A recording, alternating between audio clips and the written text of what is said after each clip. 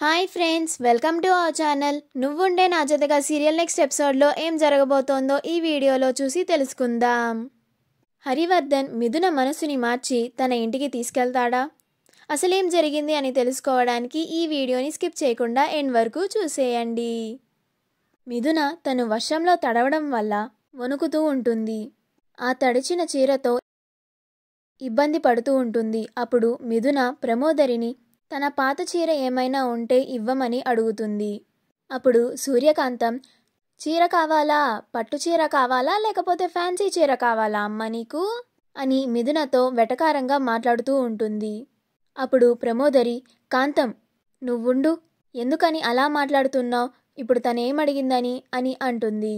అప్పుడు సూర్యకాంతం, మరి లేకపోతే ఏంటక్క, ఈ అమ్మాయిని ఇంట్లో రానిచ్చిందే కాక ఇప్పుడు తనకు కావాల్సినవన్నీ అడిగినప్పుడల్లా ఇచ్చేస్తే తను తర్వాత మన నెత్తిమీదెక్కి కూర్చుంటుంది అని అంటుంది. అప్పుడు ప్రమోదరి, ఏంటి కాంతం నువ్వు, ఒక్కసారి ఆ అమ్మాయి గురించి ఆలోచించు. పాపం తనైనా తడిబట్టలతో ఎంతసేపని అలానే కూర్చుంటుంది, తనకి ఇబ్బందిగా ఉందని అడిగింది అంతే కదా అని అంటుంది. అప్పుడు కాంతం, నువ్వుండక్క, అత్తయ్యగారు పోనీలే పాపం అని తన క్షేమం కోసం ఇంటి లోపలికి తీసుకొచ్చారు.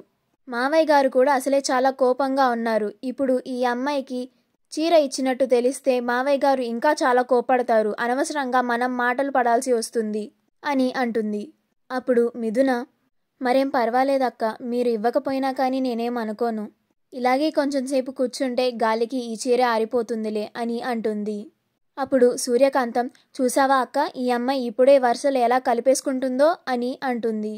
అప్పుడు శారద మిథున ఇబ్బంది పడటం చూసి లోపలికెళ్ళి తన పాత చీరని తీసుకొచ్చి మిథునకిస్తుంది.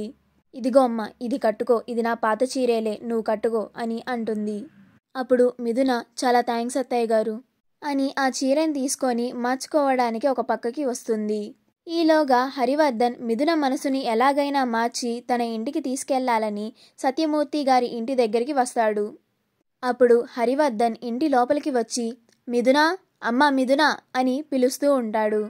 అప్పుడు సత్యమూర్తి, శారద, ప్రమోదరి, కాంతం, మిగతా ఇంటి కుటుంబ సభ్యులంతా బయటికి వస్తారు. అప్పుడు హరివర్ధన్, నా కూతురెక్కడా అని సత్యమూర్తిని అడుగుతాడు.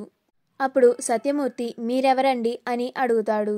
అప్పుడు హరివర్ధన్, నేను ప్రముఖ న్యాయమూర్తిని, నా పేరు హరివర్ధన్, నా కూతురు మిథున ఎక్కడా అని అడుగుతాడు.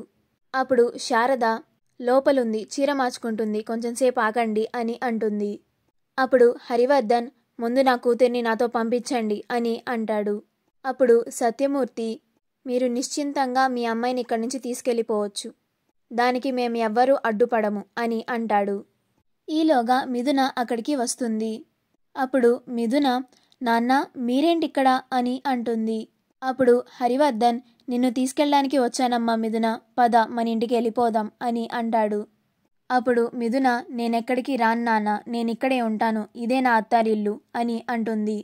నా అత్తారిల్లుని విడిచిపెట్టి నేనెక్కడికి రాను, నా చావైనా బ్రతుకైనా ఇక్కడే అని అంటుంది. అప్పుడు హరివర్ధన్కి కోపం వచ్చి, మీరే నా కూతుర్ని మాయ చేశారు, నా కూతుర్ని నాతో పంపించండి అని అంటాడు. అప్పుడు సత్యమూర్తి, సార్ మేము నీకు ముందే చెప్పాము, మీ కూతురు వస్తానంటే మీరు తీసుకెళ్ళండి, ఇందులో మాకు ఎలాంటి అభ్యంతరం లేదు అని అంటాడు. అప్పుడు హరివర్ధన్ మిథునతో ఇలా అంటూ ఉంటాడు, అమ్మ మిథున, నా మాట విని వచ్చేయమ్మ, మన ఇంటికి వెళ్ళిపోదాం, నిన్ను వదిలి మేము ఉండలేము, అయినా నువ్వు ఇలాంటి ప్లేసెస్లో కూడా ఉండలేవు, నీకు చాలా కష్టంగా అనిపిస్తుంది, చాలా ఇబ్బంది పడతావు, నువ్వు ఇబ్బంది పడటం నేను చూడలేనమ్మా, పదమ్మ ఇక్కడి నుంచి వెళ్ళిపోదాం అని అంటాడు. అప్పుడు మిథున, నాన్న నేను ముందే అన్నీ డిసైడ్ అయ్యే ఇక్కడికి వచ్చాను, ఎంత కష్టమైనా కానీ నేను భరిస్తాను నాన్న, నేను మీతో రాను, నన్ను క్షమించండి, ముందు మీరు ఇక్కడి నుంచి వెళ్ళిపోండి నాన్న అని అంటుంది.